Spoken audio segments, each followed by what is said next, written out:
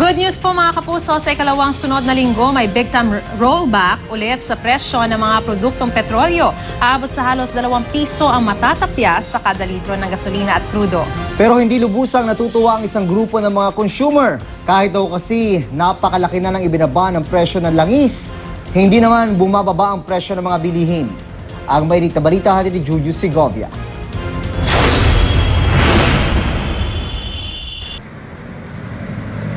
Sa ikalawang sunod na linggo ngayong bagong taon, malakihang bawas presyo sa mga produktong petrolyo ulit ang ipatutupad ng ilang oil company. Petron ang unang nag-anunsyo ng rollback.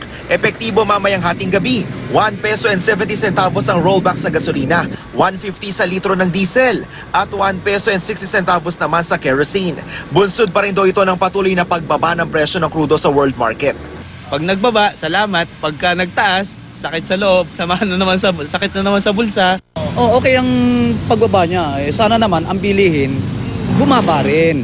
Noong isang taon, umabot sa halos 15 pesos ang kabuang tapyas presyo sa litro ng gasolina at diesel. Pero hindi naman daw ito nararamdaman sa presyo ng mga bilihin. Kaya nagngingit-ngit ang grupong United Filipino Consumers and Commuters. Napakabagal po ng reaksyon. Pero kapag tumaas naman po ang mga petrolyo, ay ang bilis po nilang mag-react. Ito yung pagkakataon ng ating pamahalaan. Sana ay umakto siya na kung talagang ang boss niya, itong mga consumers and commuters, it's high time for them to move fast. Dumepensa ang DTI. Nirebisa raw nila ang presyo ng mga pangunahing bilihin noong huling bahagi ng 2014. Lumalabas na mas mababa raw ng mula 6% hanggang 23% sa itinakdang suggested retail price ang may 50 brand ng iba't ibang basic goods, gaya ng gatas, kape, sardinas at sabon. Katumbas ito ng 5 centavos hanggang halos 4 na pisong tapyas presyo kada produkto.